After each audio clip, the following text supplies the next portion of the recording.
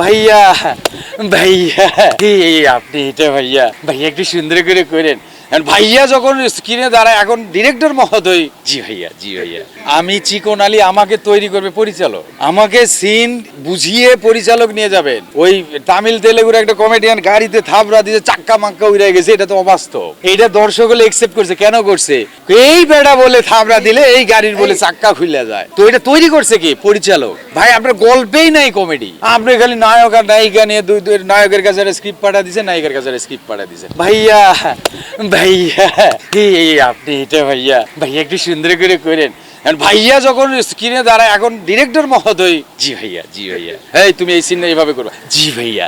ও হবে না ভাই, ডিরেক্টর আপনি আপনি আপনি যা বলবেন তাই, স্ক্রিন আপনার। 5+ স্টার রেটিং প্রাপ্ত দেশের সর্বোচ্চ বিদ্যুৎ সাশ্রয়ী ওয়ালটন এসি। স্মার্ট কমফোর্ট এখন নেক্সট লেভেলে। এটা আপনার বাপদাদার সম্পদ, এটা দিয়ে আপনি আপডেট হবেন। তো ভাইয়া ভাইয়া দিয়ে কখনো আপনার সিনেমা চলবে না। তো আপনাকে অবশ্যই অবশ্যই শিল্পী মানে কাস্টিং ভ্যালু রাখতে হবে, আপনার দর্শক কি চাচ্ছে সেটাই করতে হবে। তা না হলে, আর দিলদার ভাইয়ের সময় আসলে তখন নেট ছিল না, ইন্টারনেট ছিল না, ডিশ ছিল না, হাতে হাতে অ্যান্ড্রয়েড সেট ছিল না, টাচ ফোন ছিল না ভাই।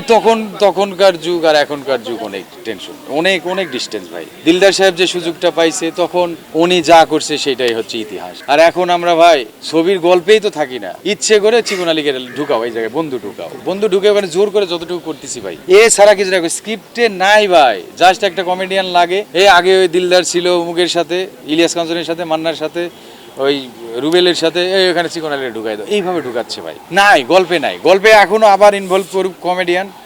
2.5 ঘন্টা ছবির মধ্যে আমাদের আধা ঘন্টা 20 মিনিটের একটা রাখুক, দেখেন আবার ছবি দর্শক দেখবে। দর্শক একটা রিল্যাক্সের জায়গা দিতে হবে। ওই রিল্যাক্সের জায়গা দিলদার সাহেবের আমলে ছিল, টেলিসামাদ সাহেবের আমলে ছিল, আনিস সাহেব, খান জয়নুল স্যার, রবিউল স্যার, ওনাদের আমলে ছিল। এখন আর নাই। এখন ওনারা কমেডি বুঝেই না।